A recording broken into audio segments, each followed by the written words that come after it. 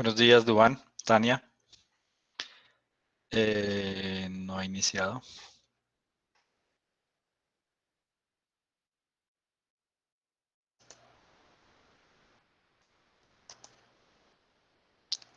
Por algún motivo no ha iniciado. Bueno, mientras voy aquí abriendo los programas.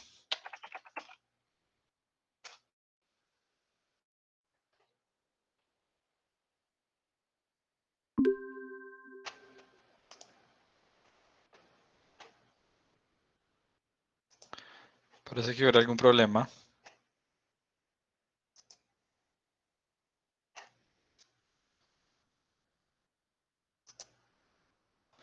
¿Les aparece algún letrero a ustedes?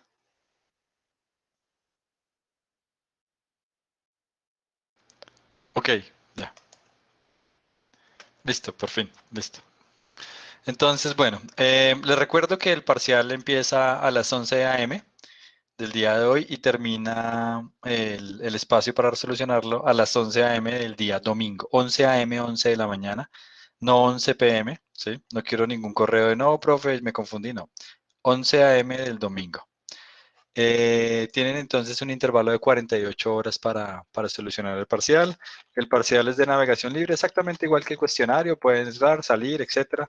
Pero antes de enviarlo, pues verifiquen que marcaron todas las respuestas. El separador numérico es el punto. Pueden marcar unas, luego volver a entrar. Solamente al final revisen que marcaron. Si ustedes no lo envían, el examen se envía automáticamente. Apenas acaba el tiempo con lo que hayas marcado. Sin marcar, pues em, no van a aparecer. Permítanme un segundito. Aquí, listo, segundo parcial. Entonces dice 16 de julio, que es hoy, desde las 11 hasta el 18 de julio, hasta las 11. El parcial tiene 20 preguntas. Háganlo con tiempo, no lo dejen para última hora. Está más o menos largo. Aunque hay muchas preguntas cortas, bastante cortas, hay otras que son largas. Entonces, que les van a tomar más tiempo, ¿sí? Por favor, verifiquen todas las cuentas, los números antes de enviarlo. ¿Listo? Se puede abrir y cerrar sin Sí, problema. sí, no pasa nada. Con tal de que no le desenvíe, no pasa nada. Como el cuestionario, que pueden entrar, salir desde otro computador, ¿sí? Eh, no pasa nada, no pasa nada. Por favor, les pido que lo hagan a conciencia, muchachos, ¿sí? Es importante. Tienen la opción de hacerlo en la casa, revisar los apuntes, los libros, las grabaciones, todo eso está permitido. Lo que no está permitido es preguntarle a nadie. El parcial, yo diría que por ahí unas 4, entre 4 y 6 horas. Tal vez no tanto, es que hay algunas corticas. Si se fijan van a ver que hay algunas corticas, pero hay algunas largas. Entonces, eso les podría tomar tiempo con las largas. Hay muchas corticas. Yo diría que hay unas 10 cortas. En esas no se demoran más de una hora y media, no sé. Hay unas medio y hay otras. Entonces, háganlo con tiempo, tienen 48 horas en total. Les aconsejo que empiecen con las corticas. Está más o menos en orden de dificultad, no exactamente, pero las primeras están mezcladitos, no quedó exactamente en orden de dificultad. Pero entonces las primeras tienden a ser un poco más cortas, más cortas, más cortas, ¿sí? Hay varias de respuesta múltiple. Entonces es como, es esta y listo, ya, ¿sí? No hay que hacer nada más, ¿sí? Un par de conceptuales, un par de cuentas ahí, de poleas, ¿sí? Hay algunas sencillas, muy sencillas. Son 20 solamente, ¿sí? Hay 10 cortas, 5 medio y 5 más largas. No está tan, no. Hay bastantes sencillas, entonces eso en principio les aseguraría una nota base, ¿sí? Y el resto, pues sí toca. Ahí es fuerzas, movimiento circular y trabajo de energía. Entonces, nada del otro mundo realmente. Por ahí un par de diagramas de fuerzas que ustedes, más sencillos que cosas que hicieron en el taller, pero que requieren algo de esfuerzo, ¿sí? En el taller hagan cosas más complicadas. Ahí hay cosas más sencillas, pero pues requieren algo de esfuerzo. Listo. Bueno, ¿Algún comentario adicional? Pregunta. David, Juan Diego, Javier, César, Mateo, Profe, ¿alguien? yo tengo una duda, pero es con respecto al último ejercicio que solucionamos la clase pasada, y es porque cuando calculamos el momento en Y de una masa, no colocamos el menos. Ya miramos cuál es. Entonces, permítame, comparto pantalla de una vez y comenzamos. La verdad es que no me acuerdo cuál era. Vamos a ver. El de la masa M y el de la masa 3M. Ok. Ah, bien, listo, listo, listo, listo.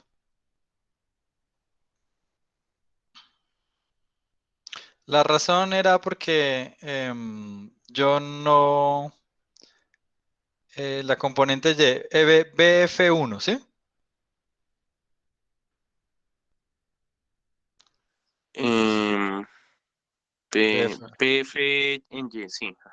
BF1. Entonces, fíjese lo siguiente, digamos, bueno, aquí tengo las respuestas. Si se fija, BI, en lo que yo hice, BI es mayor que cero. BI es mayor que cero. Yo tomé el BI como positivo. Cuando la situación inicial, yo tomé que este era positivo y este otro le puse el menos explícitamente, ¿sí?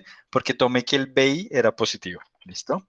Ahora, el BF1, yo tuve que tomar la raíz negativa, ¿sí? Porque cuando yo lo escribí en la ecuación, yo escribí aquí MBF1. Yo no le di un signo por fuera, yo puse BF1. Sé que del dibujo que BF1 es negativo, entonces sé que BF1 me tiene que dar negativo, menor que cero. Cuando yo escribí esta ecuación, llego a dos soluciones. A que BF1 es igual a más o menos raíz de 2 por BI. Yo sé que BI es positivo. Yo sé que BI es positivo.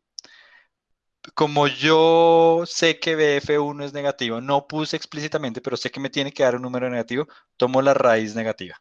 ¿Sí? Tomé la raíz negativa. Para que esto de aquí me diera negativo. Si le pongo numeritos, yo sé que el BI es, no sé, 2 metros por segundo. Entonces, por raíz de 2, le pongo el menos porque no. Yo pude haber sacado el signo explícitamente, pero si hubiera puesto el signo explícitamente, pongo aquí un menos. Y cuando solucione todo, tomo la raíz positiva, porque yo ya saqué el menos. ¿Es claro? O sea que en el momento final en Y, si hubiésemos puesto 3MBF2 de Y menos MF1, hubiese dado exactamente lo mismo. Hubiera dado exactamente lo mismo, pero cuando yo despejara, aquí tenía que haber sacado la raíz positiva, no la negativa. Tenía dos Ah, ok. soluciones y tengo que interpretarlo así. Ah, listo, listo, profe. Listo. Bueno, perfecto. ¿Alguien tiene algún otro comentario? Pregunta. Ok. Voy a empezar con dos ejercicios de colisiones, etcétera, ¿sí? Y luego hago uno de un cohete, que es bien chévere, y luego pasamos a centro de masa, que es el tema intermedio entre este capítulo y dinámica rotacional. Voy a hacer otra pizarra para que quede mejor. Listo, es el tema intermedio tiene que ver con las dos cosas, el centro de masa. Pero antes vamos a hacer un ejercicio. Ustedes dirán que es Batman y el Guasón, pero Sears no tiene para pagarle derechos de autor a DC, entonces es un tipo con un disfraz y otro tipo con un disfraz. ¿Sí? No hay para derechos de autor. Bien, entonces, esto bueno, es una situación ahí que tal vez aparezca en alguna película. Un doble de cine de masa de 80 kilogramos, Batman, se pone de pie en un alféizar, que es como no sé, un balcón, alguna cosa así, alguna ventana, ¿sí? A 5 metros sobre el piso, como se muestra en la figura. Sujetando una cuerda atada a un candelabro, oscila hacia abajo para pelear con un villano de masa de 70 kilogramos, el Guasón, el Joker, quien está de pie exactamente abajo del candelabro. Suponga que el centro de masas del doble baja 5 metros. O sea, yo considero que Batman es una esferita y que la esferita baja 5 metros. Luego vemos exactamente qué significa centro de masa. ¿Sí? Ya ustedes más o menos se lo imaginarán, pero bueno, luego vemos que baja 5 metros. Entonces él cambia 5 metros hasta donde toca el guasón. Yo supongo que desde la cintura de Batman, la cintura desciende 5 metros. Y él suelta la cuerda justo al chocar con el villano. ¿Listo? ¿Con qué rapidez comienzan a deslizarse los contrincantes entrelazados sobre el piso? Si el coeficiente de fricción cinética entre sus cuerpos y el piso es de 0.25, ¿qué distancia se deslizan? Entonces, la situación original es que yo tengo aquí a Batman, él oscila, ta, ta, ta, ta, ta, ta, ta, ta, ta. Justo cuando choca con el guasón, él suelta la cuerda, ¿sí? El guasón es el puntico rojo.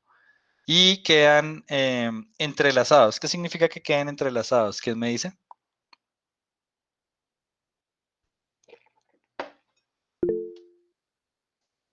Que el choque es perfectamente inelástico, ¿sí?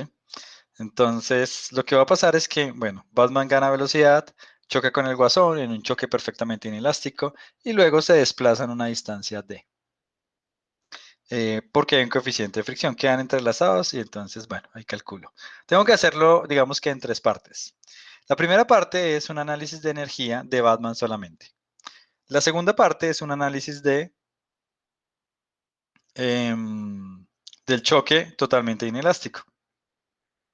Y la tercera parte es un análisis de energía en la que se están deslizando. ¿Listo? ¿Claro para todos?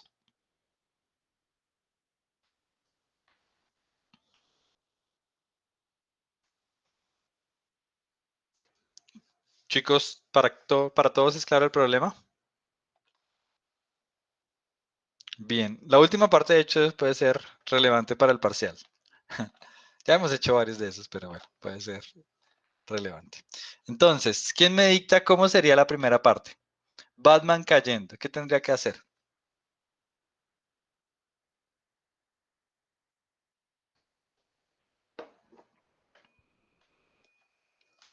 Vamos a preguntar por acá.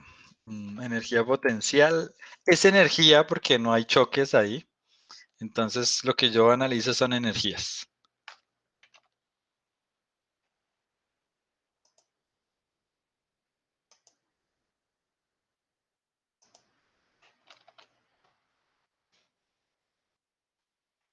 Bueno, energía inicial igual a energía final. Energía inicial es la masa de Batman por la gravedad por la altura. Y eso tiene que ser igual a un medio de la masa por la velocidad que en la que va a llegar a este punto, antes del choque, justo antes del choque. Velocidad 0, ¿sí? Al cuadrado. Vuelvo y llego a la misma formulita de siempre. Entonces llego a que la velocidad 0 en magnitud es igual a raíz de 2gh. H es 5 metros. Entonces Batman cuando cae 5 metros, pues gana una velocidad de, que es raíz de 2 por g por h. Fíjense que esta formulita me sale si mi velocidad inicial es igual a 0. Si mi velocidad inicial no es igual a 0, no me va a salir eso. Me va a salir algo ligeramente diferente. Entonces ya tengo la velocidad de Batman. Si quieren ustedes me ayudan con la cuenta. 2g, bueno, 2 por 9.81 por 5 metros. Y aquí metros sobre segundo cuadrado. Listo, ustedes me ayudan ahí con la cuenta. Esa es la primera parte. En la segunda parte, ¿cuánto pesa el guasón? 70, Batman pesa 80. Ok, listo. En la segunda parte es lo siguiente. Yo tengo una situación en la que Batman viene justo antes de chocar, viene a esa velocidad, ¿sí? Que me dicen, bueno, me dan el numerito ahorita, ¿sí? Y el guasón está en reposo. Y luego los dos quedan juntos y se mueven a otra velocidad. Llamémoslo la velocidad B sub C. B sub C. Entonces, el análisis ahí es la masa de Batman, pongámosle aquí una B también, la masa de Batman por esa velocidad B sub 0, es el momento inicial, ¿sí? Tiene que ser igual al momento final porque es un choque inelástico. Entonces, la masa de Batman más la masa del guasón tiene que ser por la velocidad v sub c. Eso se tiene que cumplir. Yo sé que 9.9 o 9.8. 9.9, entonces 9.9. Entonces, la masa de Batman es 80 kilogramos por 9.9 metros sobre segundo. Es igual a 80 más 70, que es 150, por V sub C. Quiere decir que 80 sobre 150 por 9.9 metros sobre segundo es igual a V sub C, que es igual a... ¿Quién me ayuda?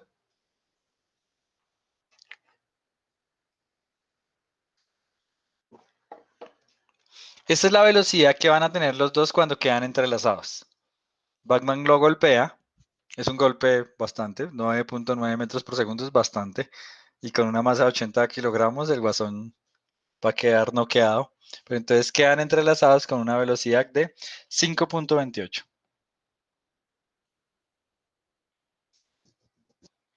metros sobre segundo. Listo. Esa es la parte 2. Bien, ahí hicimos un análisis de energía y un análisis del momento para el choque.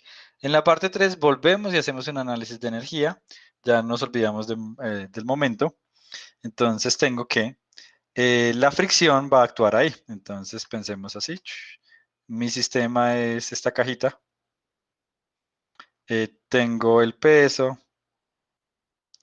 la normal, esas se cancelan, entonces no hay fuerza en Y. Y tengo una fuerza de fricción. Y hay un desplazamiento. El desplazamiento según el punto es... Ah, no, eso es lo que me piden. ¿Qué distancia se desplaza? Me piden D y me dan el coeficiente de fricción. Me dicen que el coeficiente de fricción cinético, que se están deslizando uno con respecto al otro, los cuerpos con respecto al piso. Entonces, qué pena. Es 0.25 el coeficiente de fricción. Y es sencillo, entonces, mi teorema de trabajo y energía me dice que el trabajo es igual a la energía final menos la energía inicial. El trabajo es el trabajo hecho por la fricción. Aquí hay 180 grados menos la fuerza de fricción por el desplazamiento. Es igual. La energía final. ¿Cuánto es la energía final?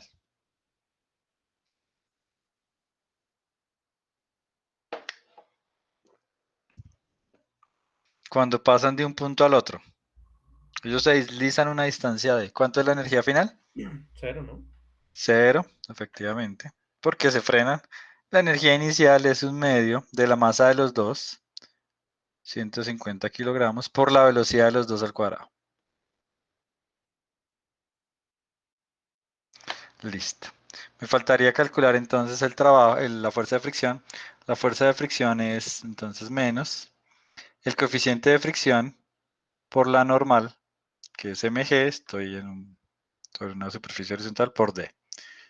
Es igual a, bueno, eso que está ahí, pero esto es menos 0.25 por 150 por 9.8 por d. Esto es igual a esto, ¿sí? Entonces, el menos se cancela con el menos, el 150 con el 150, despejo el d y me queda que es 5.28 metros sobre segundo, todo al cuadrado, dividido el 2, este 2 que está acá, paso a dividir el coeficiente de fricción, 2.25, por 9.8 metros sobre segundo cuadrado. Y eso es igual a la distancia que se desplazan. Fíjense que los menos se cancelaron, estos dos menos se cancelaron.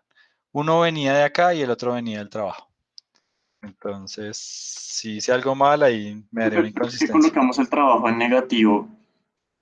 Porque la fuerza de fricción va hacia allá, el desplazamiento va hacia allá, es el producto punto, entonces es la magnitud de uno por la magnitud del otro por el coseno del ángulo entre los dos. El coseno es 180.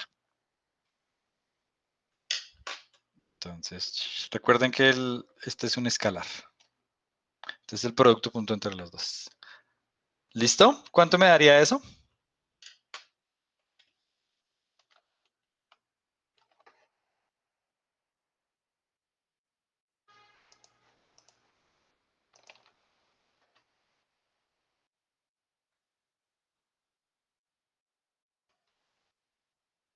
Listo, entonces se desplazan bastante. Es 5.7. Aproximadamente 5.7 metros. Y listo. Recapitulando. Batman gana energía cinética cuando va cayendo, entonces tiene una velocidad, golpea al guasón en un choque totalmente inelástico. Entonces hago un análisis de energía primero, luego hago un análisis de un choque, la conservación del momento lineal, como es totalmente inelástico, las velocidades de los dos finales es iguales, de ahí la despejo, y luego ya cuando los considero un sistema completo, miro que hay una fuerza actuando ahí, entonces la diferencia de energías me va a dar el trabajo hecho por la fuerza externa, que es la fuerza de fricción, y ya sé cuánto es que se desplaza. ¿Listo? ¿Ha sido claro? Profe, disculpe, yo me perdí en el paso 3 después de que planteó que el trabajo era menos F, la fricción por la distancia. Ahí Sí. que pena, me perdí un poquito. Ok, listo. Entonces, este es el trabajo, menos la fuerza de fricción por la distancia, porque es el producto punto, ¿sí? Entonces, Sí. es la magnitud de F por la magnitud de R por el coseno del ángulo entre los dos, que en este caso es 180. La energía final es cero porque en el instante final me dice que es cuando se frena. Eso es lo que me decía el punto, que los dos se frenan. ¿Cuánta distancia avanzó antes de que se frenara? Si se frenan, la velocidad final es cero, entonces la energía cinética es cero. Y la energía cinética inicial es un medio de la masa de los dos, que son los que se están moviendo, por la velocidad que tenían después del choque, al cuadrado. ¿Sí? Eso por un lado. Ahora, lo que yo hice acá fue expandir. El menos es el menos, la fuerza de fricción es el coeficiente de fricción por la normal. La normal en este caso es la masa por la gravedad, si hago el balance de fuerzas, por la distancia. Me queda el coeficiente de fricción, que es 0.25, la masa, 150, la gravedad, 9.8 y la distancia. Borremos aquí un poquito.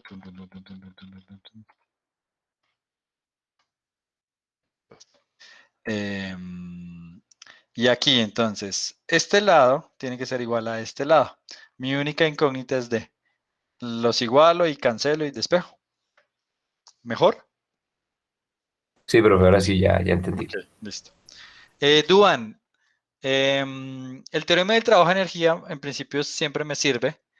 El trabajo hecho por las fuerzas externas es igual a la diferencia de energías. Eso siempre me sirve, en principio.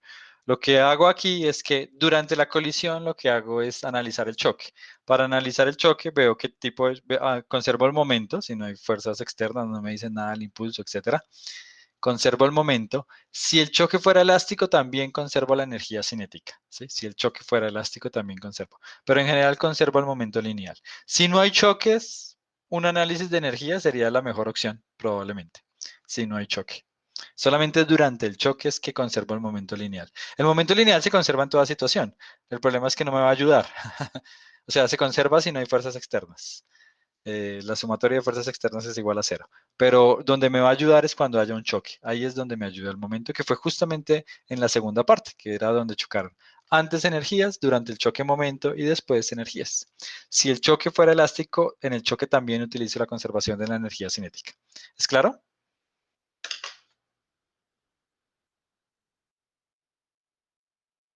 Ok, bueno. Entonces, esto es lo mismo, pero diferente. Entonces, yo ya hice el otro. Ustedes hagan este. Tienen 5 minutos para hacerlo. 5, no, un poquito más. 6 minutos para hacerlo. De hecho, ni siquiera lo voy a resolver. Ustedes me anotan ahí las respuestas y confirmamos si están bien o no. Bien, entonces 6 minuticos, trabajenlo por favor. Es importante, fíjense que aquí están aplicando cosas de conservación de la energía, entonces les ayuda para calentar para el parcial. ¿Sí? ¿Listo? Hay cositas parecidas en el parcial, de hecho. Claro, sin el choque, sin choques. Entonces 6 minutos, son las 9:38 a las 9:44. Yo aquí voy a hacer las cuentas para que cuando ustedes me pongan los números yo sé si es correcto o no.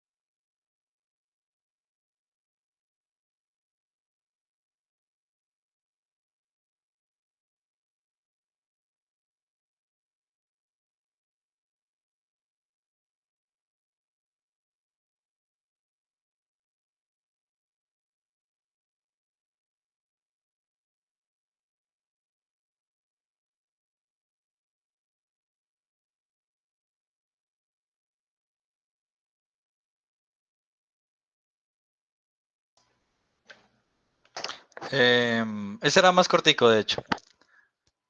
Veo las respuestas ahí en el chat. Chicos, ya llegó el comunicado de Consejo Superior Universitario. Modificación del calendario académico, llegó hace 2 horas, no sé si lo vieron.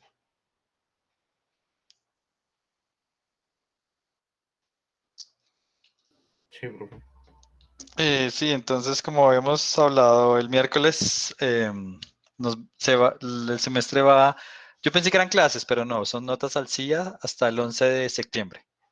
11 de septiembre. Entonces, igual, como les dije, nosotros vamos bien, de hecho tenemos tiempo de sobra. Nos lo tomamos con calma estos días, pero pues la idea es acabar antes para que ustedes ya, bueno, salen de física y se concentran en el resto de materias. Igual nos lo tomamos con calma para que, bueno, para que no haya afanes. Tenemos tiempo suficiente para acabar antes de la fecha porque teníamos, que era el 6 de agosto. Dejamos en principio todo, pero pues como les dije el miércoles, tenemos tiempo de sobra. Para el resto de materias, sí, bueno, sus profesores decidirán cuándo acabarán, cuándo se acaban los programas y cuándo son los parciales.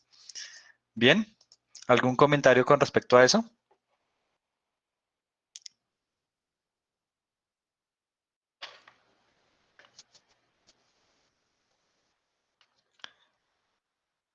Ok, entiendo. Lo siento, lo siento. Al menos en mi parcial es para la casa. Sí. Al menos nuestro parcial es para la casa. ¿Listo? Bien, este es sencillo. Así rápidamente. Ahí están las respuestas correctas. Fíjense que tengo que analizar el choque. En el choque es un choque, tengo 5 por 12. Es mi momento inicial sin unidades. Y mi momento final, como las masas son iguales, es 5 más 5, 10 por una velocidad. Es claro que la velocidad es 6 metros por segundo, la velocidad después del choque. Cuando las dos masas son iguales y el choque es totalmente inelástico, la velocidad se divide por la mitad. ¿Sí? Es la única forma de que se conserve el momento. Si las masas son iguales, la velocidad de 12 se divide en 2, si el choque es totalmente inelástico. Entonces ya sé cuál es la velocidad de mi sistema. Entonces ahora están las dos masitas acá y empiezan a subir. Y pues es un medio de las dos masitas, o sea, los 10 kilogramos.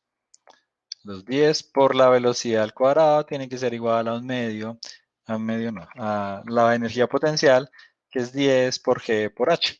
Los 10 se cancelan, ahí no me importa nada más y me queda que la altura es B cuadrado sobre 2G, es igual a H. Y eso me da 1.84 metros aproximadamente. Exactamente me da 1.83673. ¿Listo? Ese era más sencillo. Pensé que tenía fricción, pero no. Listo. Tengo que la próxima vez darlo antes. Entonces, durante el choque, conservación del momento lineal. Después del choque, conservación de la energía. Muchos de los ejercicios de los libros son choques totalmente inelásticos porque son un poco más sencillos. Y a veces pasa eso en múltiples situaciones. ¿Sí? Listo. Voy aquí a dejar de compartir esta. Y voy a poner la presentación. Profe, una pregunta. Sí. Eh, cuando hay fricción, hay un trabajo hecho y por ende tenemos las restas de las energías, ¿cierto? Pero cuando Sí. no hay fricción significa que no hay trabajo, por ende igualamos las energías, ¿cierto? Sí, sí, podrían haber otros tipos de fuerzas que hacen, A que eso iba a hacen, preguntar. O sea, sí. ¿cómo saber cuándo igualamos las energías y cuándo las restamos para hallar un trabajo? Ah, ok, porque si le dicen que hay fricción o hay alguna fuerza externa, alguna tensión, tiene que considerar el trabajo, ¿sí?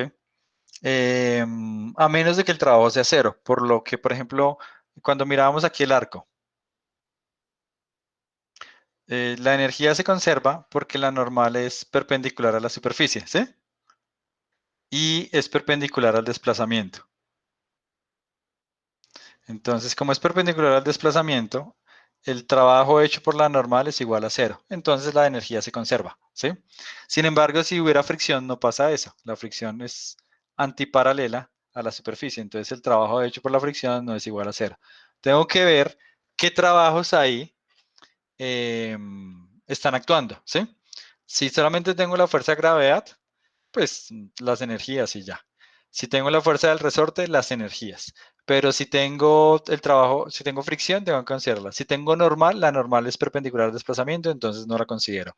Si tuviera una tensión, si por ejemplo estoy jalando aquí con una pitica, tengo que considerar el trabajo hecho por la tensión, mirar cuál es el ángulo, etc. Si tengo a alguien que está empujando con un dedo, con una fuerza acá, tengo que considerar el trabajo hecho por esa fuerza, a menos de que sea perpendicular al desplazamiento, ¿sí? Entonces, dependiendo de eso, había un punto por ahí, eh, mm, que es que yo tengo una fuerza de los del cuestionario, y entonces el desplazamiento va así, la fuerza va en la dirección, calcula el trabajo hecho por esa fuerza. El desplazamiento y la fuerza iban en la misma dirección, entonces era fuerza por distancia. ¿Es claro?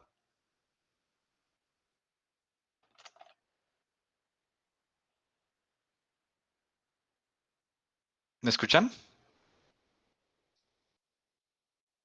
Chicos, Sí, profe. ¿sí? Ok, Así bien, es. listo. Bueno.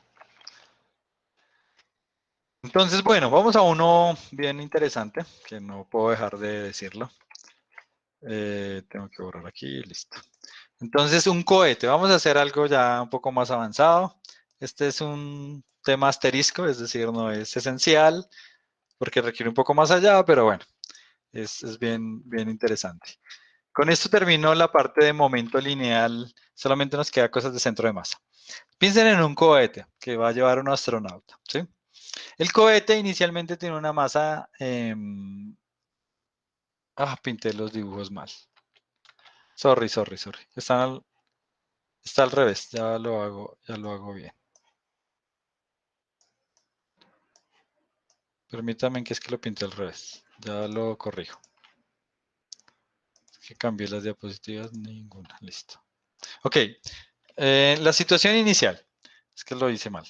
Yo tengo la situación inicial. El cohete tiene una masa m y tiene una velocidad v. Por lo tanto, tiene un momento lineal que es masa por velocidad. Esa es mi situación inicial. ¿Listo? Ahora, ¿cómo se impulsa el cohete? ¿Sí? El cohete está en el espacio, ¿sí? No tiene a dónde hacer fuerza. Yo camino porque hago una fuerza contra el piso y por lo tanto el piso hace una fuerza contra mí, por lo que hay fricción, pero el cohete está en el espacio. Un avión, ¿por qué vuela? Un avión vuela por una fuerza de sustentación que tiene que ver con mecánica de fluidos, etcétera, ¿sí? Pero porque está en un medio. El avión vuela en el aire. Si no hubiera aire, el avión no puede volar, ¿sí? Un globo, ¿cómo se eleva un globo? Un globo se eleva porque hay una fuerza, un empuje de Arquímedes, entonces porque está en un fluido, ¿sí? Pero un cohete no está en un fluido, ¿sí? Y no está tocando una carretera, no está tocando el piso. Entonces, ¿cómo se impulsa? Él se impulsa por conservación del momento lineal, básicamente, ¿sí? Él se impulsa expulsando gases, ¿sí? Entonces, expulsa gases a una alta velocidad. Si él tenía una masa original m y una velocidad v, lo que va a pasar es que él va a expulsar una pequeña cantidad de gases, delta m, comparado pues con su masa total, ¿sí? Y la masa del cohete pues disminuyó. Si se expulsó un kilogramo, pues ahora el cohete pesa menos un kilogramo. Inicialmente pesaba 1.000.000 de kilogramos, ahora es 1.000.000 menos un kilogramo. Y él gana una velocidad gracias a esa expulsión que está ahí, ¿sí? Él se podría mover a esta velocidad eternamente por leyes de Newton. Si está en movimiento de velocidad constante y no hay fuerza sobre él, él se va a mover a una velocidad constante. Pero él quiere acelerarse, entonces expulsa gases, expulsa gases, expulsa gases. ¿Claro está ahí la situación? Profe, disculpe, qué pena con usted, ¿me puede repetir? Es que se me cortó el internet un poquito. Ok, repitamos. Yo tengo un cohete que tiene una masa m mayúscula y una velocidad, que por lo tanto tiene un momento lineal. Yo quiero cambiarle la velocidad al cohete, quiero que se impulse, ¿sí? Entonces expulsa una pequeña cantidad de gases.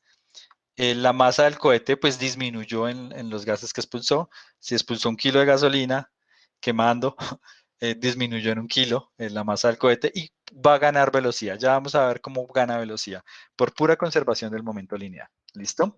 Lo único que yo necesito saber es a qué velocidad expulso los gases, ¿sí? Esa velocidad, esa rapidez, la llamo V sub G, es la velocidad de escape. Usualmente rapidez de escape, velocidad de escape, ¿sí? y es la velocidad de combustión relativa a la Tierra. Bueno, ya lo digo, esa es la velocidad de escape, ¿sí? Entonces, esa es la velocidad con la que él expulsa los gases relativa al cohete, relativa al cohete. O sea, él siempre relativo, si yo estoy por dentro del cohete, yo veo que los gases salen expulsados a, no sé, digamos a 1 km/h. Supongamos, salen mucho más rápido, pero bueno, a 111 km/h. Si yo estoy parado en el cohete, si yo estoy parado en el cohete, yo veo que esa es mi velocidad de escape, parado en el cohete siempre. Pero yo quiero hacer, pues, yo quiero medir con respecto a un observador que está en la Tierra o en algún sistema de referencia. Entonces, con respecto a ese sistema de referencia, yo digo, bueno, el cohete va a una velocidad v, ¿sí? Y los gases se expulsan a una velocidad v sub e, ¿sí? La velocidad con la que yo veo que se expulsan los gases es v menos v sub e. Esa es la velocidad con la que veo que se expulsan los gases. ¿Es claro esa parte? Con respecto al cohete, la velocidad es menos VE, menos velocidad de escape, ¿sí? Pero el cohete se está moviendo hacia la derecha. Entonces, si yo estoy en la Tierra, yo finalmente veo que los gases se mueven hacia allá, como el cohete, solamente que el cohete se mueve más rápido con respecto a la Tierra. Entonces, la velocidad con la que yo veo que se expulsan los gases relativa a la Tierra es la velocidad del cohete menos la velocidad de escape. ¿Clara esa parte?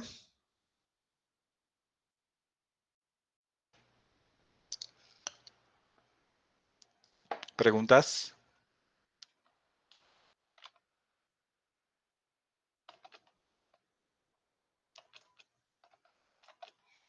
Chicos,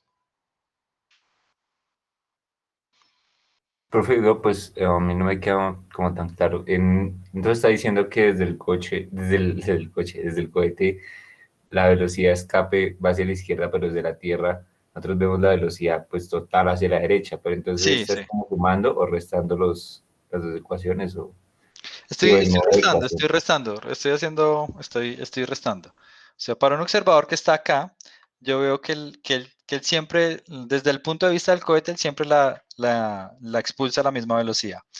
Pero desde el punto de vista de la Tierra, todo el sistema se está moviendo hacia allá, ¿sí? Entonces, todo se mueve hacia allá y expulso hacia acá con una pequeña velocidad. La velocidad visto desde la Tierra es la resta de esos dos vectores, que es esto que está aquí. Un poco mejor. Todo el sistema se mueve hacia la derecha, pero desde el punto de vista del cohete parte se mueve hacia la izquierda, ¿sí? Entonces, la velocidad con la que yo veo que se expulsan los gases no es la velocidad con la que se mueve el cohete, sino es la velocidad con la que se mueve el cohete menos la velocidad de escape. Ah, profe, y como necesitamos estar es en un marco de Sí, yo referencia, quiero por saber eso la estoy diciendo. velocidad del cohete con respecto a la Tierra. ¿Por qué? Si yo me paro en el cohete, ¿cuál es la velocidad del cohete siempre? Si yo estoy parado en el cohete. La Cero. velocidad cero porque siempre estoy en el cohete, ¿sí? El cohete nos está moviendo con respecto a mí. Entonces yo no quiero saber cuál es esa, yo quiero saber cuál es la velocidad con respecto a la Tierra. Entonces tengo que saber que la velocidad, desde mi punto de vista, los gases se están expulsando a una velocidad que es v menos v sub e. Listo. Ese es el único detallito y ya. Ahora, conservación del momento. No sé si hacerlo a mano, bueno, lo voy a presentar aquí. Entonces, yo sé que el momento se conserva porque no hay fuerzas externas sobre el cohete. Quiere decir que el momento inicial tiene que ser igual al momento final. El momento inicial es masa por velocidad, que está ahí. Y el momento final, pues es la contribución de los dos. Por un lado, tengo esto de aquí, que es el cohete, que ya perdí un poquito de masa, entonces es la masa de ese pedazo del cohete, ¿sí? De lo que me queda del cohete, por la nueva velocidad que la llamo v más delta v. Este delta v quiere decir que es v más, algo adicional. Y la velocidad y el momento lineal de este pedazo. Ese pedazo tiene una pequeña masa delta m por la velocidad que yo estoy midiendo, que es v menos sub v. Entonces, conservación del momento. Mi estado inicial tiene que ser igual a mi estado final. ¿Listo?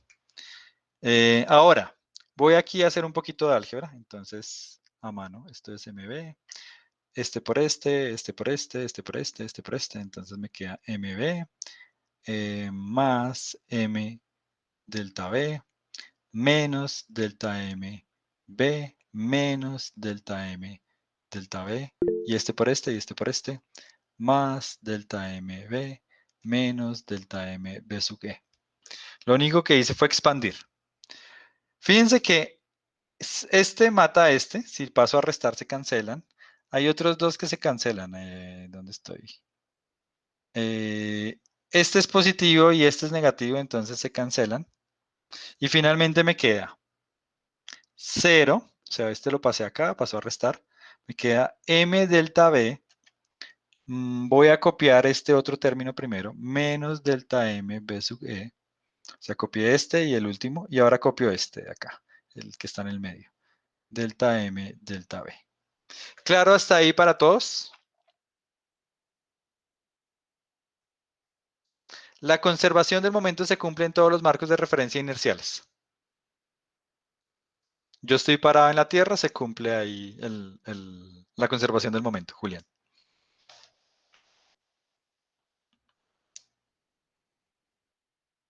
Listo. ¿Es claro para todos? Solamente expandí y cancelé los términos semejantes. Profe, ese delta V sale del cambio que hace de velocidad, ¿cierto? Sí, ese delta V sale del cambio que hace velocidad. Realmente esta es mi velocidad final, solamente que yo la escribo como V más delta V, ¿sí? Ujú. Aumentó un poquito, no sé cuánto, pero aumentó. Sí, listo, Ok, profe.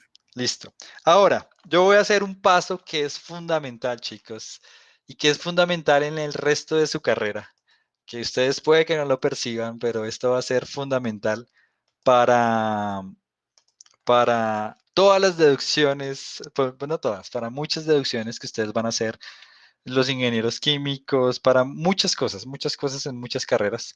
Y es que yo tengo una ecuación aquí y yo digo, bueno, vamos a pensar como pensó Newton. ¿Cómo pensó Newton? Dijo, pues sí, aquí tengo la conservación del momento y pues ahí tengo una ecuación. Pero hagamos que el cambio entre mi estante inicial y mi estante final, ¿sí? Esto fue un delta t después, ¿sí? Tienda a cero, ¿sí? O sea, que esto se me convierta en un infinitesimal de tiempo. O sea, yo estoy mirando un instante y luego un instante posterior, o sea, un infinitesimal después, que expulsó un poquito de masa, que realmente el gas que alcanzó a expulsar tiende a cero. Es finito, entre comillas, pero tiende a cero. ¿Sí me entienden la idea? O sea, yo no lo miro que no, después de que expulsó 20 kilos de gasolina. No, que expulsó medio gramo y luego 0.00001 gramos. En el límite, yo quiero el límite, tomar el límite cuando se expulsó una muy pequeña cantidad de masa, o sea, pasó una pequeña cantidad de tiempo, entonces se expulsó una pequeña cantidad de masa y la velocidad cambió en una pequeña cantidad, ¿sí? En un diferencial, o sea, el límite cuando tiende a cero. Cuando yo hago eso, yo tengo que el delta M, pues se me transforma en un diferencial de masa, el delta T me interesa acá, y el delta B se me transforma en un pequeño diferencial de velocidad, ¿sí? Yo tengo este término, esto se me transformaría en m de v, ¿sí? El diferencial de velocidad. B sub e, los cambié de orden, no importa, por diferencial de masa, masa minúscula, menos dm por dv. ¿Alguien me puede decir qué yo hago con ese último término? Yo en las diapositivas lo tengo diferente, pero bueno, no pasa nada. ¿Qué pasaría con ese último término? Fíjense en el primer término. El primer término es la masa del cohete por el pequeño diferencial de velocidad, menos la velocidad de escape por el pequeño diferencial de masa, menos el diferencial de masa por el diferencial de velocidad.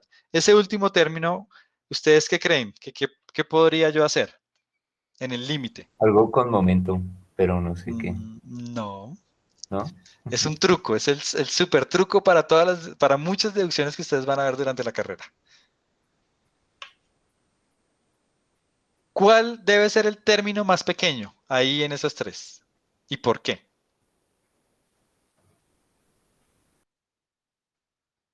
Sería el último, ¿no? ¿Por qué? César. Porque se dice que la masa varía y cuando tiende a cero la velocidad también, pues las dos serían pequeñas.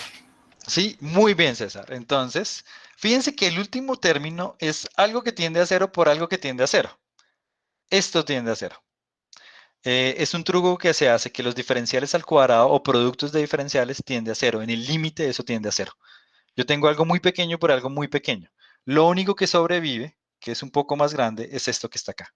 El último término tiende a cero. En muchas veces en su carrera se lo van a encontrar, que hacen una deducción y tienen un término de dm cuadrado. Eso va para cero, que es la masa que va a transportar. O entonces, o tengo, no, la corriente en un circuito, el diferencial de corriente por el diferencial de, ¿qué puedo poner acá? De longitud. Esto tiende a cero, etcétera, etcétera, etcétera. ¿Sí? En muchas deducciones, estos dos diferenciales pues tienden a cero. En el límite, esto es lo más pequeño. Eso es insignificante comparado con los otros dos términos. ¿Claro hasta ahí?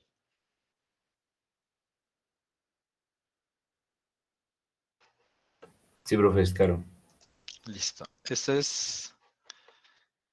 si lo entienden ahora, créanme que se les va a facilitar más adelante un montón de cosas.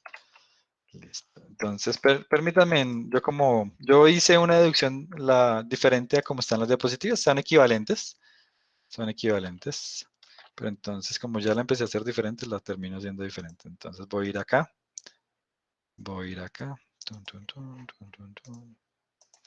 Bien, entonces llegué a la siguiente relación, llegué a que 0 es igual a m por db en el límite menos dm, diferencial de masa, por la velocidad de escape. Pongamos en diferente orden, velocidad de escape por diferencial de masa. Listo. Ahora yo digo, bueno, eso pareciera una ecuación diferencial, pero una cosa es la masa mayúscula y otra cosa es el diferencial de masa que yo estoy expulsando. La masa mayúscula está cambiando, ¿sí? Pero fíjense que, ¿en cuánto está cambiando la masa mayúscula? Pues cuando yo pierdo, bueno, cuando expulso una cantidad de m de gasolina, pierdo una cantidad de masa mayúscula. Es decir, la cantidad de gasolina que yo expulso es justamente lo que pierdo en masa. ¿Estamos de acuerdo?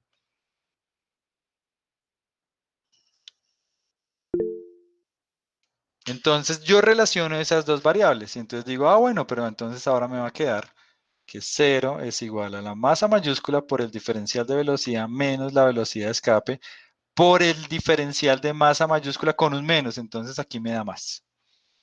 Lo que yo perdí en gasolina, o sea, si perdí una cantidad 0.01 gramos de gasolina, si expulsé 0.01 gramos de gasolina, pues en masa perdí menos 0.01 gramos.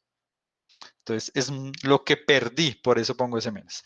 Y voy a despejar, voy a poner aquí, miren, m por dB con un menos es igual a BE por dm. ¿Esto de qué tiene pinta? ¿Quién me dice? Algunos tal vez lo han visto, no todos. ¿De qué tiene pinta eso? De momento. No, física, no es física. Todo viene de la Eso conservación del momento. ¿Cómo? hay una especie de ecuación diferencial que, pues, para eliminar el debe se debe integrar a ambos lados, ¿no? Muy bien, es una ecuación diferencial. Esto es una ecuación diferencial. Cuando vean ecuaciones diferenciales, esta es una forma de escribir ecuaciones diferenciales. Esta ecuación se puede hacer por variables separables. Yo tengo la masa acá y el dm acá, entonces pongo todos los dm's en un lado. El b no importa, el b es constante, el b es constante. Es la velocidad con respecto a la que se expulsan los gases, esa es constante. Entonces, voy a hacerlo así. Voy a pasar el b a dividir y el m a dividir. Entonces tengo menos dB sobre b. Recuerden, el b es constante. dm sobre m. ¿Sí? Ya separé las variables. Las m están solamente a un lado y el dB, con lo que sea, está al otro lado. ¿Sí? Ahora digo, ah, bueno, pero es que eso se puede integrar. ¿Cómo se puede integrar? Pues tengo la integral de menos dB sobre BE entre mi velocidad inicial y mi velocidad final, porque yo quiero saber cuál es el cambio, y eso es igual a la integral entre mi masa inicial, que es cuando yo, o sea, tengo una masa inicial con una velocidad inicial, la masa está cambiando, tengo una masa final, por el de m sobre m. Entonces, fíjense que dependiendo de la variable, yo tengo unos límites de integración. Tengo velocidad, pues tengo velocidad inicial, velocidad final. Tengo la integral con respecto a la masa, pues la tengo la masa inicial y la masa final. ¿Sí? Entonces, integro. La primera integral es muy sencilla porque este b sub e es constante. Entonces, menos 1 sobre b sub e. La integral de 1 es b entre bi y bf. Es igual a la integral de 1 sobre m, es logaritmo natural de m, entre mi y mf. Entonces, reemplazo aquí, me queda bf sobre bi con un menos, menos por menos me da más. Bi, uy, qué pena, aquí es b. Reemplazando los límites. Esto es b. Aquí tengo un menos, entonces cuando pongo el límite inferior, menos por menos me da más. Tengo logaritmo de mf menos logaritmo de mi. Voy a reorganizar. Bueno, primero hago, sí, voy a poner, no, bueno, voy a propiedades del logaritmo, entonces logaritmo de masa final sobre, la resta de los logaritmos es la división de los logaritmos, y tengo menos bf sobre be, más bi sobre be. Paso este a restar, no, paso este a sumar y paso este a restar. Y eso me lleva a que bi sobre be menos logaritmo de mf sobre mi es igual a bf sobre be. Multiplico todo por be y me queda entonces que bi menos be logaritmo de mf por mi es igual a la velocidad final. Y llegué a mi respuesta. Hice el álgebra muy larga, qué pena. Me extendí mucho. Entonces, fíjense, ¿yo qué hice? Cogí el cohete, supuse que expulsaba una pequeña cantidad de masa y por lo tanto aumentaba su velocidad debido a la conservación del momento. Entonces, hago conservación del momento, elimino los términos que son dobles diferenciales porque son muy pequeñitos. Llego a una ecuación diferencial, hago separación de variables, integro y encuentro una fórmula para la velocidad final, ¿sí? Que depende de mi velocidad inicial, ¿sí? Depende de la velocidad con la que yo expulso los gases y está relacionada entonces con la masa. Es una relación entre cuál es mi velocidad final con respecto a cuál es mi masa, la masa del cohete, ¿sí? Yo puedo graficar y, bueno, ver cuáles son los casos límites, etcétera, ¿sí? Pero fíjense que este es un problema en el que la masa está cambiando, pero yo aún así utilizo la conservación del momento, planteo la ecuación y llego a cómo sería mi velocidad final. Esta es la formulita que utilizarían en la NASA para saber cuál es la velocidad del cohete después de que ya he eliminado tanta masa. Entonces digo, no, es que la masa actual del cohete son 5 toneladas y la masa inicial eran 10. Entonces reemplazo acá. Tengo que saber cuál es la velocidad con la que estoy expulsando los gases, sé cuál es mi velocidad inicial y sé cuál es entonces mi velocidad final. Preguntas.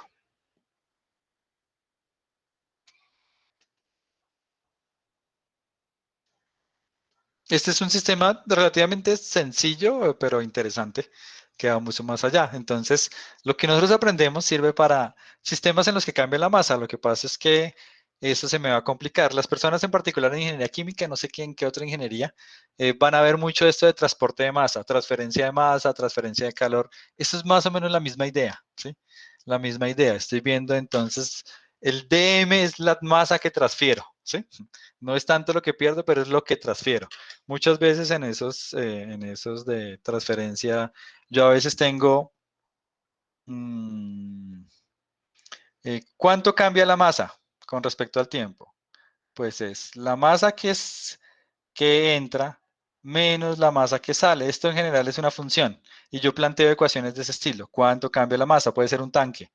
un tanque en el que estoy echando aquí algo y está saliendo otro pedazo. Entonces está entrando una masa a un tanque y está saliendo. Tiene que ver con esto mismo. Yo puedo pasar el dt al otro lado, hacer algo y eso es una ecuación diferencial ahí que tengo que solucionar para esa transferencia de masa. Entonces pensar en términos de diferenciales me ayuda a plantear ecuaciones diferenciales y poderlas solucionar y encontrar mi ley. Lo que uno hace es piensa en pequeños pedacitos.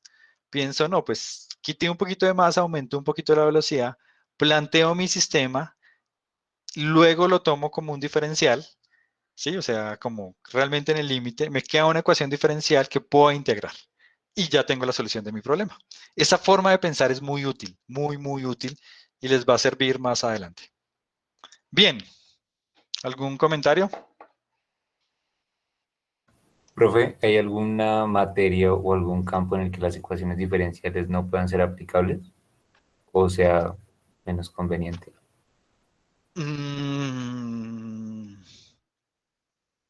Que no puedan ser aplicables, uy, difícil, no sé.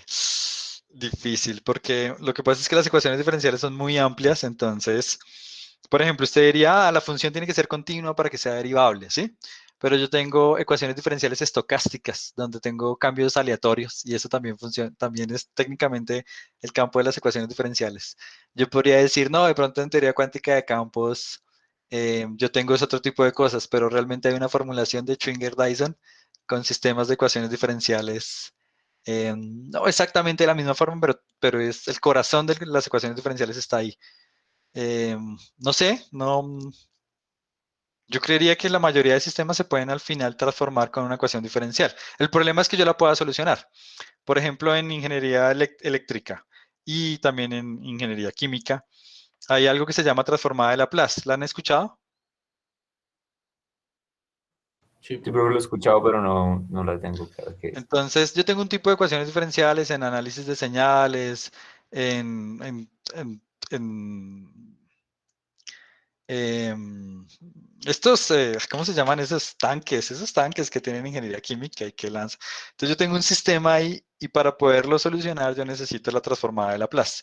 Entonces, lo que yo hago es cojo mi ecuación diferencial, la miro y digo, no la puedo solucionar. Le hago una transformada a la ecuación y la convierto en algo que sí puedo solucionar.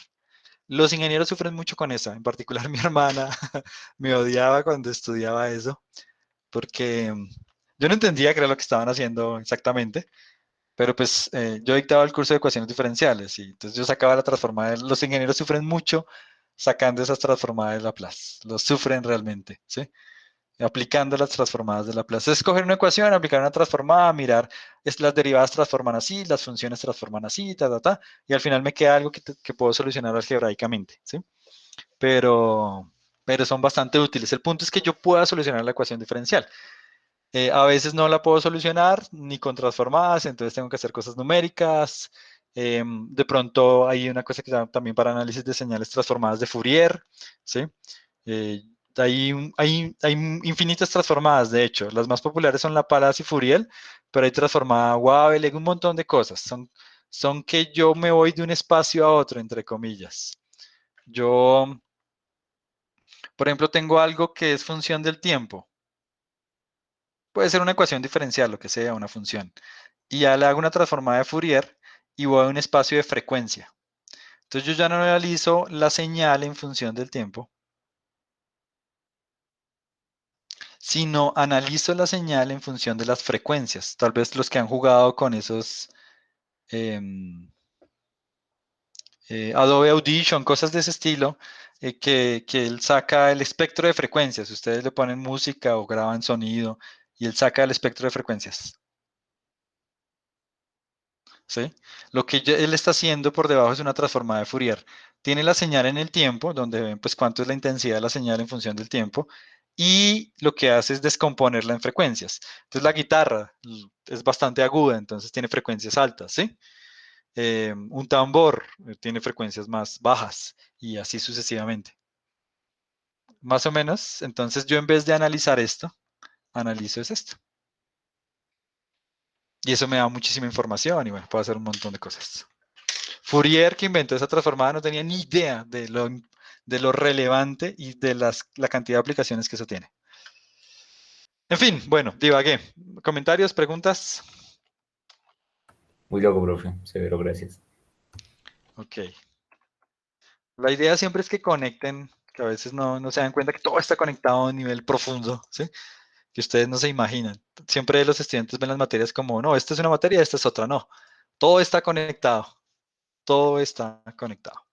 Bien, bueno, si quieren, mientras voy por agua, vayan mirando esa diapositiva que está ahí. Vamos a pasar a centro de masas, ya acabé la parte de colisiones, momento, lo que quedaría sería el taller.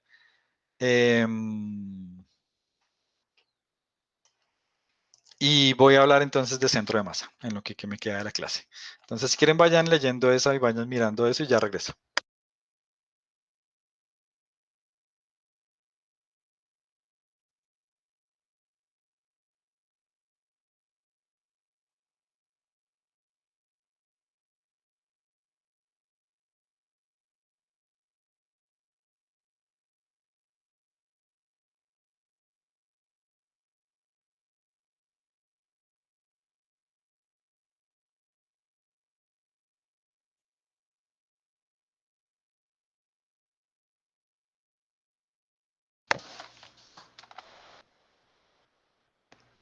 Bien, ¿cuál es la idea del centro de masas? ¿Sí?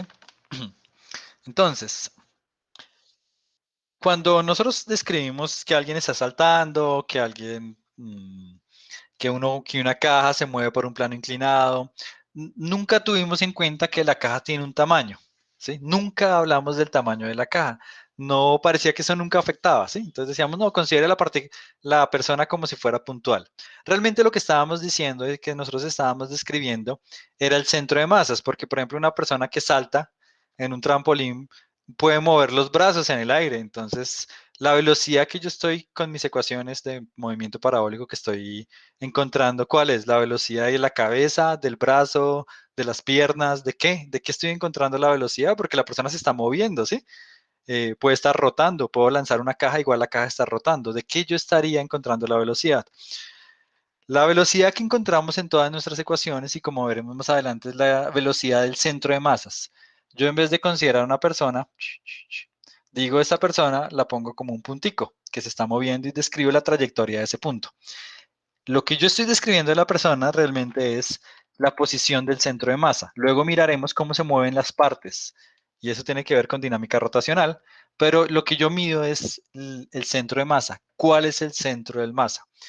Em, una, el centro de masa sería el punto donde yo me puedo imaginar que la masa está concentrada. Supongamos que yo tengo dos masitas iguales, cada una muy chiquitica, pero tienen masas iguales. El centro de masas de ese sistema, pues por simetría tendría que estar en la mitad. Yo digo, bueno, si yo lo considero como un solo sistema, yo digo que el centro de masas pues está en la mitad de las dos masas porque las dos masas son iguales.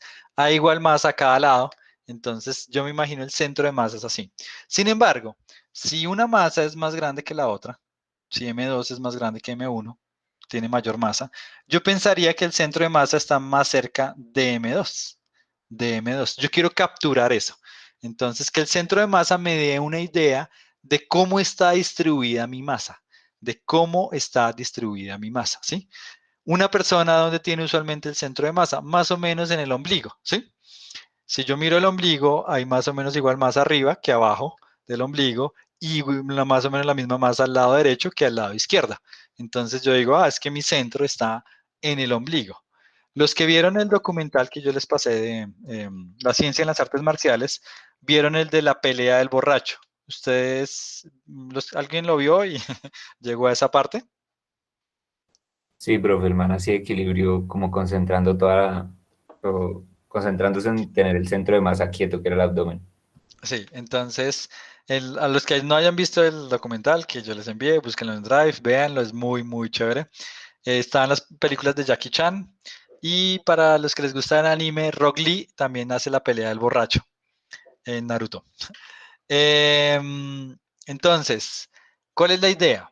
La idea de los budistas y encontrar su centro y la pelea del borracho es que ellos se dan cuenta de dónde siempre está su centro de masa. Si yo estoy parado y estiro el brazo, voy a prender aquí. Si yo estoy parado, en general tengo mi centro de masa en el ombligo, pero si yo estiro mi brazo derecho hacia el lado, mi centro de masa se mueve hacia la derecha porque ahora la distribución de masa se mueve hacia la derecha, ¿sí? Si yo me inclino hacia atrás, el centro de masa va a ir un poco hacia atrás, ¿sí?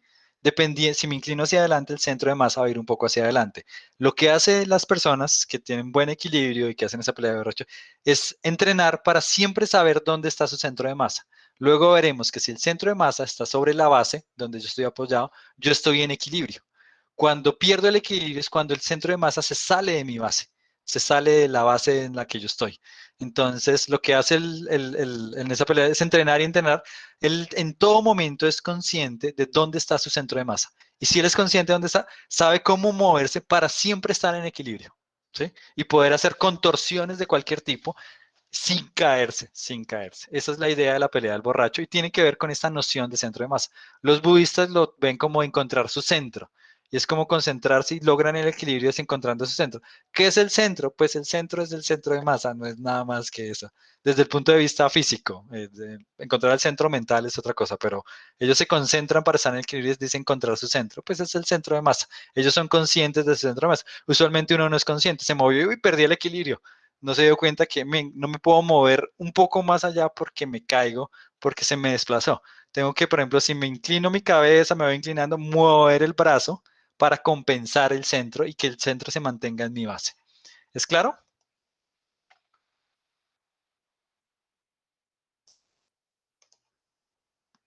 Sí, profe. Ok.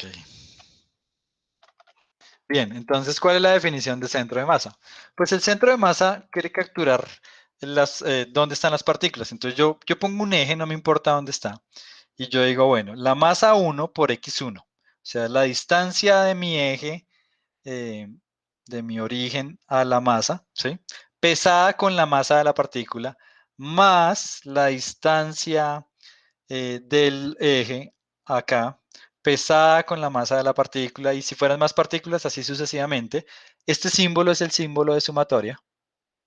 Por ejemplo, la sumatoria de i al cuadrado es desde igual a 1 hasta 3, es 1 al cuadrado más 2 al cuadrado más 3 al cuadrado, ¿sí?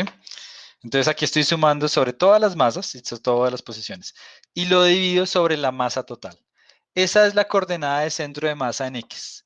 En Y es lo mismo, pero con las coordenadas Y. Entonces es masa por posición, más masa por posición, más masa por posición, dividido la masa total. La masa total, permítame acá, ok. Sí, no. Empecemos entonces aquí. Supongamos que yo tengo aquí un eje.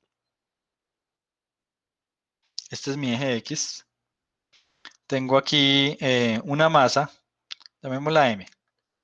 Y tengo aquí una masa M.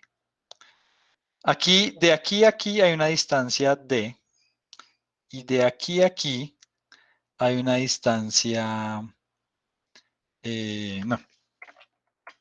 Borremos. Entre las dos hay una distancia L. L, listo. Entonces voy a calcular la coordenada X del centro de masa. Ese CM es de centro de masa. Entonces digo, bueno, es la masa 1, que pesa M, que tiene una masa M, por la distancia al origen. Entonces, no importa dónde yo ponga el origen, el centro de masa no va a cambiar. M por D. Más la masa 2, que también es M, por la distancia desde hasta acá. Esta distancia, pues, es D más L. Entonces, D más L. ¿Listo? Eso me queda.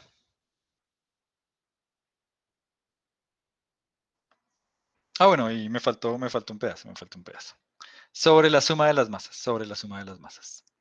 Sobre la suma de las masas. Entonces, la suma de las masas es M más M, que es 2M. Continúo en la parte de abajo. Continúo en la parte de abajo. Entonces, voy a hacer un poquito de álgebra, CM. Este término es con este, me queda entonces 2M por D más M por L sobre 2M. Simplifico y entonces me queda D más, o sea, este dividido me da D, y este de abajo, este dividido entonces me da L medios. Quiere decir que el centro de masa está en D más L medios. Miremos a ver dónde está. Es D más L medios, justo en la mitad, justo acá. Entonces, D más L medios es justo en la mitad, como yo esperaría. No importa desde dónde yo mida, el punto es que el centro de masa me dio justamente en la mitad de las dos masas. ¿Por qué me dio en la mitad de las dos masas? Porque pues en la mitad, como las dos masas son iguales, hay igual masa a la derecha que a la izquierda. ¿Sí? Entonces, esa definición que tengo acá me captura cómo es la distribución de la masa y me dice, en promedio, la masa está en esta coordenada. Entonces, en promedio, la masa está en esta coordenada. ¿Sí? Yo considero el sistema completo y como la masa 2 es más grande y la masa 1 es más pequeña, en promedio aquí está en esa coordenada. ¿Claro hasta ahí?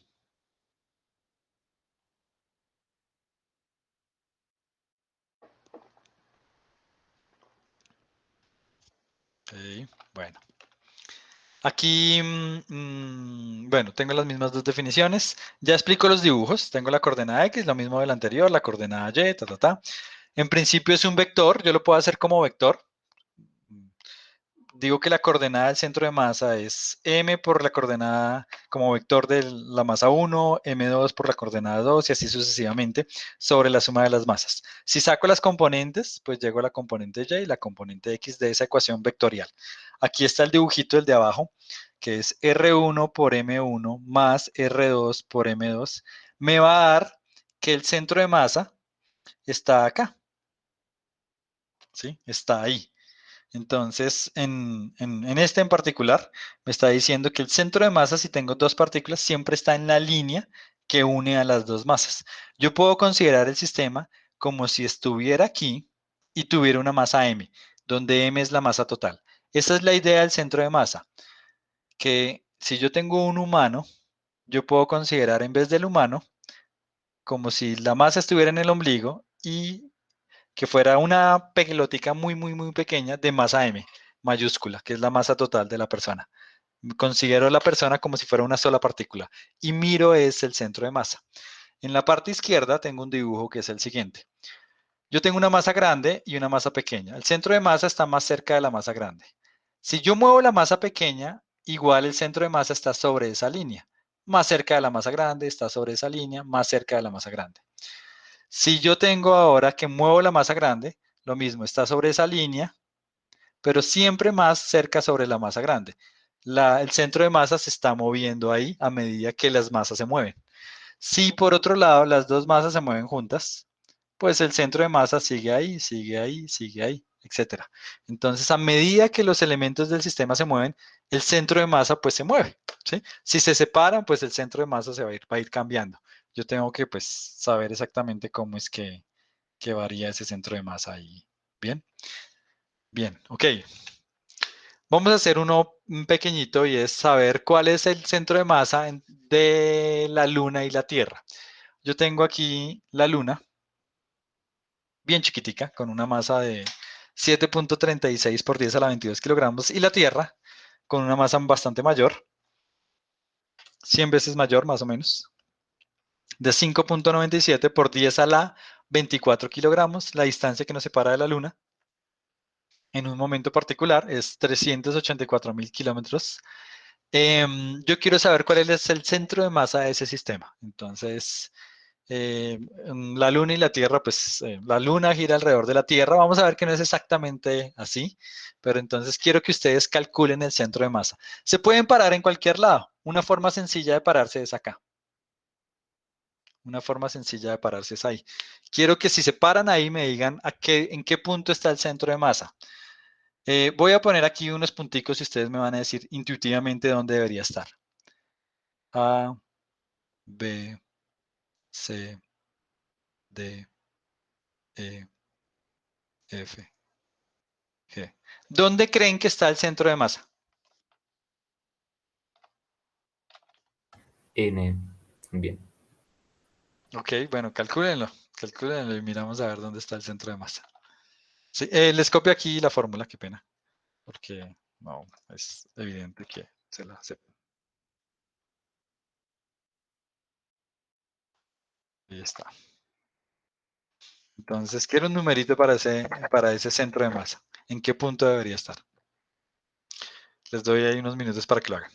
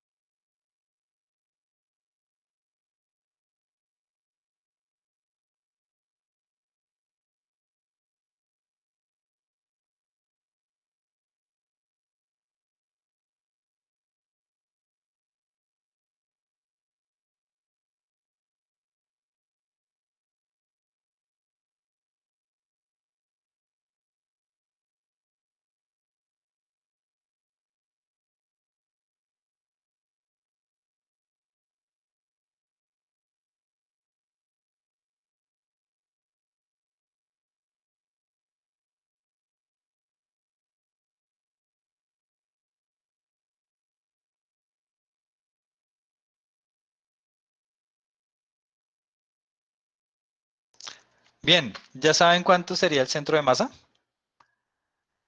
Me tiene que dar entre 0 y 384.000 kilómetros. ¿Alguien tiene un número?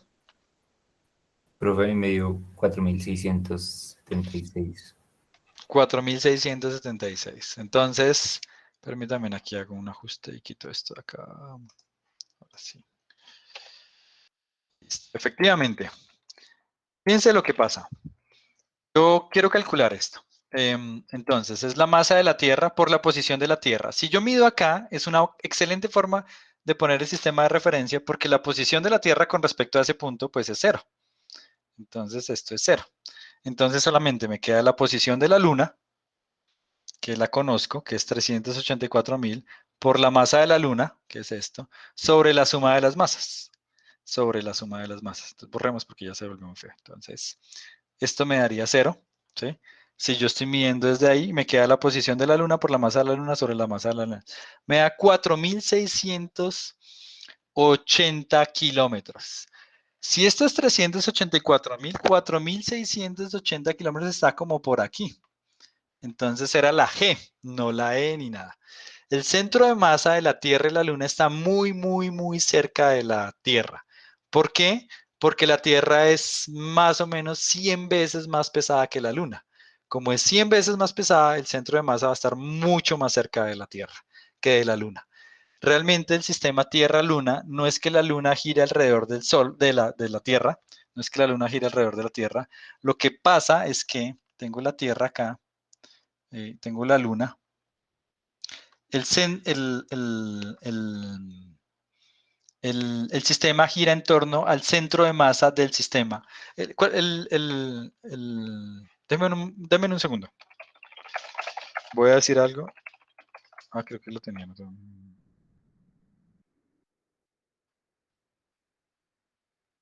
Ok, no, aquí está anotado, aquí está anotado. Ya me acordé.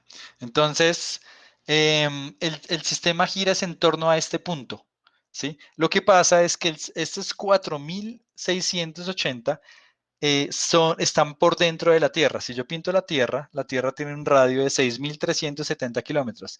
El centro de masa del sistema está inclusive por dentro de la Tierra. El sistema Tierra y Luna gira en torno a este punto. Entonces, la Tierra no se nota tanto, pero la Tierra está girando ahí alrededor de ese punto, y para la Luna sí se da un movimiento así. No es exactamente que la Luna gire alrededor de la Tierra. El sistema Tierra-Luna gira alrededor de su centro de masa, solamente que el centro de masa está dentro de la Tierra, no en el centro de la Tierra, pero más o menos en un punto ahí. Entonces la Tierra gira alrededor de ese punto y la Luna gira alrededor de ese punto, pero pues en la Luna sí parece que fuera un movimiento circular grande. ¿Es clara la idea?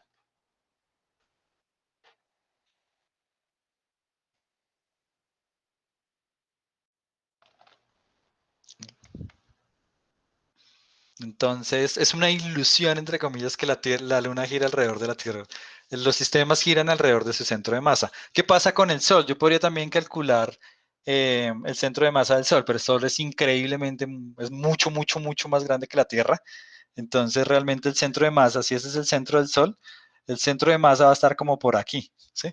Entonces, para fines prácticos, es como si estuviera girando alrededor del centro del Sol, que la Tierra estuviera girando alrededor del centro del Sol, pero realmente el sistema está girando alrededor de su centro de masa.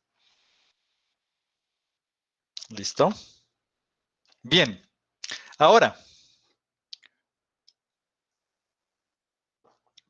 yo tengo objetos que tienen un tamaño, una extensión. No tengo, digamos, que masitas separadas, sino a veces tengo objetos continuos. La Tierra en sí misma es un objeto continuo, ¿sí? Yo podría tener un martillo. ¿Cómo calculo el centro de masa de un martillo? Otra vez a lo Newton. ¿Qué es lo Newton? Divide y vencerás. Entonces, uno dice, bueno, imaginemos el martillo compuesto de diferentes cubitos. Y yo pinto en los puntos rojos el centro de masa de cada cubito. De cada cubito, entonces pinto el centro de masa. Me va a dar que más o menos la masa está distribuida ahí donde está la flechita azul, porque la cabeza es mucho más masiva mucho más densa que el resto. Entonces, la estrategia es cualquier objeto que yo tenga, lo divido en pequeños cubitos, tomo el límite de los cubitos cuando tiendan a cero y calculo el centro de masa. Entonces, tengo en forma general, tengo un objeto de masa M mayúscula. Tengo un objeto de masa M mayúscula. Lo divido en pequeños cubitos de masa delta M, ¿sí? Cojo la posición de cada cubito. Supongamos que la posición en X. La posición en X de cada cubito. Cada cubito tiene una, qué pena, una masa delta M. Sumo sobre todos y dividido sobre la masa total. Esa es mi definición de centro de masa.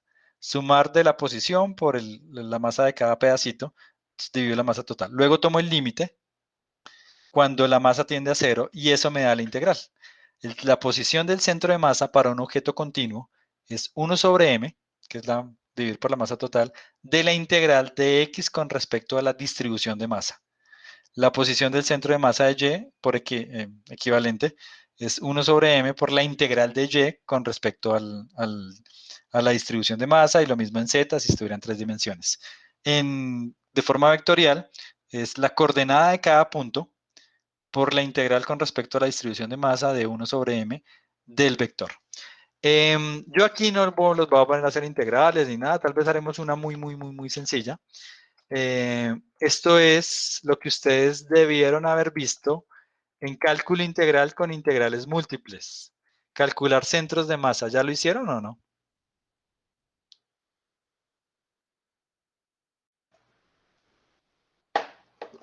Momentos.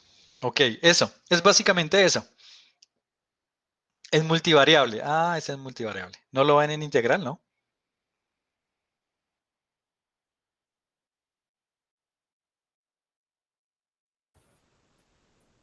¿Alguien? A volúmenes, sí, puede ser una distribución volumétrica. Entonces la idea es esa. Al final el centro de masa es una distribución continua, es Dividí todo en pequeños pedacitos, tomé el límite cuando era 0 y me preocupo entonces por calcular estas integrales. Tengo que saber en principio quién es quién es el DM.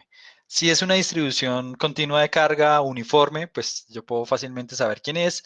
Si la distribución no es uniforme, eso se me complica y pues en integral hacen varias cosas. Aquí es una integral sencilla. Yo a veces necesito calcular otras cosas con integrales dobles. Esta integral... no, aquí también me puede salir una integral doble, sí. No, aquí también me puede salir una integral doble, sí. Entonces, nosotros no nos vamos a preocupar por eso, ustedes lo hicieron en multivariado, etcétera. Lo importante es que está conectado y que yo podría, a partir de esas integrales, saber la distribución de centro de masa. Aquí vamos a una idea un poco más intuitiva. Usualmente tenemos objetos simétricos, entonces yo digo, bueno, por simetría, tengo un cubo homogéneo, es decir, la densidad del cubo es constante, no es que un pedazo es más denso que otro, ¿sí? El cubo es totalmente de oro o de madera, pero del mismo material, igual, o al menos en materiales que tienen la misma densidad. Entonces, por simetría, el centro de masa del cubo pues está en el centro del cubo, porque en el centro del cubo tiene igual masa arriba, abajo, a la derecha, izquierda, al frente y atrás. Una esfera, el centro de masa de la esfera pues está en el centro si la esfera es homogénea. El cilindro pues está en la mitad del cilindro acá y en la mitad del cilindro acá, ¿sí? Está en el centro del cilindro. Entonces, si el objeto es homogéneo y tiene una simetría, pues el centro de masa está en el cilindro. Si yo hiciera las integrales en coordenadas esféricas, coordenadas cilíndricas, me tiene que dar que está en el centro. Necesariamente me tiene que dar que está en el centro. Hay una cuestión que a veces confunde a los estudiantes, es que, por ejemplo, yo tengo un disco. El centro de masa pues está en el centro del disco por simetría. Hay igual masa a la derecha que a la izquierda, al frente que atrás, entonces tiene que estar ahí. A veces el centro de masa está fuera del objeto, por ejemplo en una rosquilla. El centro de masa está, como pasaba con las matrices de la primera diapositiva, yo tengo por simetría que tendría que estar en el centro, pero en el centro no hay masa, no pasa nada. El centro de masa puede estar por fuera de la distribución de masa del objeto, ¿sí? No pasa nada. Lo que pasa es que justo ahí hay igual masa a la derecha que a la izquierda. Entonces, en la mayoría de los objetos que nosotros vamos a considerar, solamente con una visión ahí de simetría, pues tiene que estar en el centro del objeto. El objeto es simétrico, entonces yo rápidamente puedo identificar dónde está el centro de masa del objeto. No necesito hacer integrales ni nada de eso. Solamente por intuición ya sé dónde está el centro de masa. No sé si me extiendo o no me extiendo. Son las 40. Bueno, alcanzo a hacer uno. Voy a hacer solamente uno.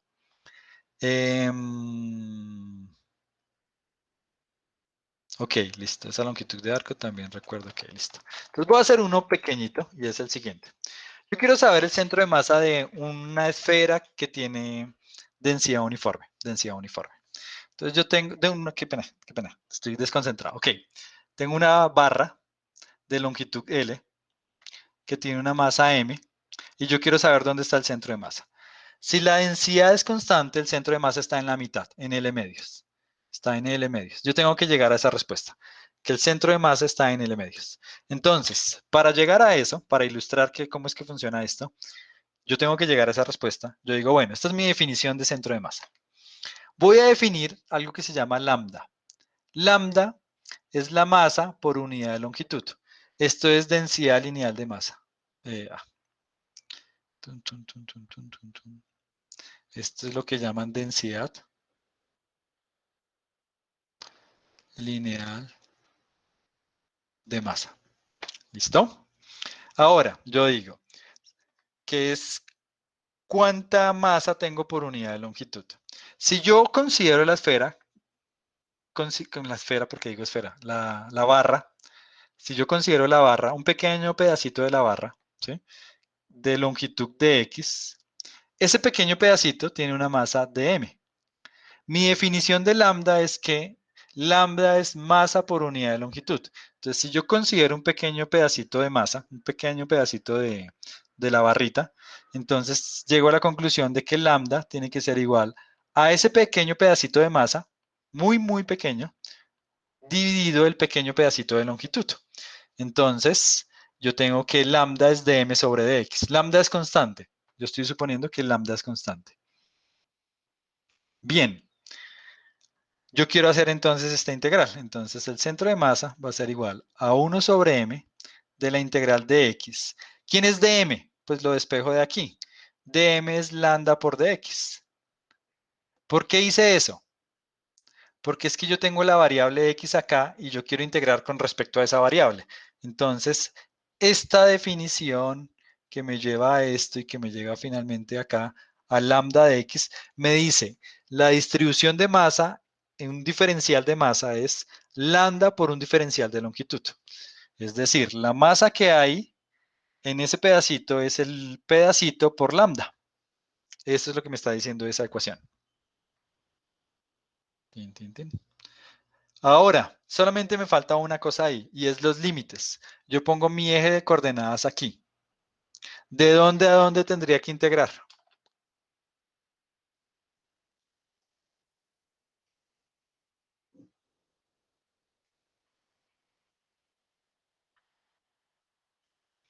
Tengo una barra. Quiero sumar sobre toda la barra. Entonces, como dice Miguel Ángel, desde 0 hasta L. Mi coordenada inicial es 0 y mi coordenada final es L. Integré sobre toda la barra. Esa integral es sencilla, lambda es constante, entonces me queda m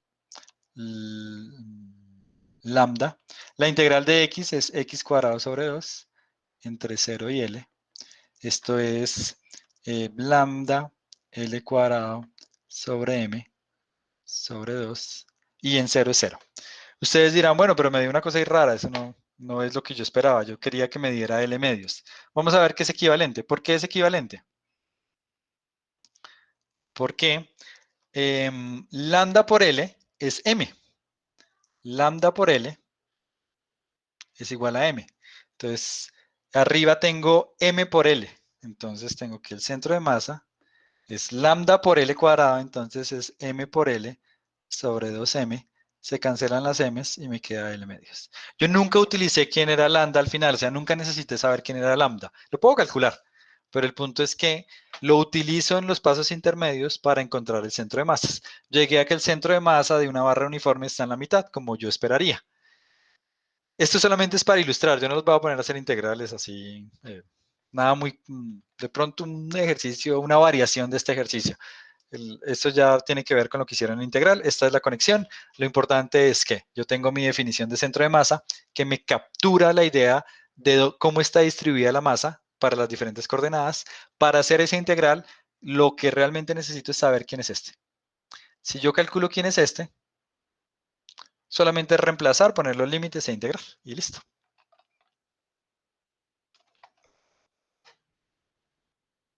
Preguntas, comentarios. ¿Fue claro o no fue claro? Natalia, Juan David, César, Ángela, Laura, Tania. Bueno, ok, lo dejo ahí para no cansarlos más. El miércoles termino entonces esta parte de centro de masas y comenzamos ya dinámica rotacional o bueno, solución el parcial, lo que sea. ¿Sí? Entonces, yo solamente solucionaré las dudas si hay alguna ambigüedad, etcétera. Si me mandan correos de, profe, ¿será que está bien? No contesto. No contesto. Es un parcial, entonces, bueno, ustedes tendrán que ver. Por favor, verifiquen las cuentas. Hay muchos ejercicios bastante cortos. A veces no se compliquen, hay unos muy corticos. ¿Sí? No piensen que, uy, no, es que esto debe estar raro. No, hay unos corticos que salen en 2, 3 líneas, ya. Como pasó con el cuestionario. Habían unos que eran corticos, plantear una ecuación, despejar, ya no es mayor cosa. Hay otros que sí requieren pues hacer un diagrama, sumatoria de fuerzas, despejar, etcétera. Pero pues no, nada más allá de eso. Háganlo a conciencia, por favor, chicos, ¿sí? Hagan las cosas a conciencia, eso siempre es importante. Siempre criticamos a los políticos por las cosas que hacen mal y nosotros actuamos de la misma forma en diferentes situaciones. Entonces, para mí no hay diferencia, ¿sí? Entonces, por favor, háganlo a conciencia, hagan las cosas bien, tienen 48 horas para solucionarlo, empiécenlo lo antes posible, ¿sí? Y lo revisan, así tienen tiempo para revisarlo. ¿Alguna pregunta, comentario?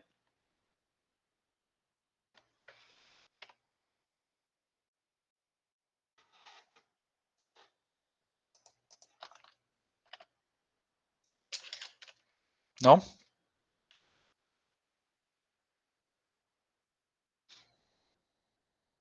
Bueno, Entonces lo dejamos por hoy ahí. Nos vemos el miércoles con ustedes. Vale, Y profe, gracias. bueno, hasta luego y que estén muy bien. Bueno. Si hay algún problema y el parcial no se habilita o algo, me escriben.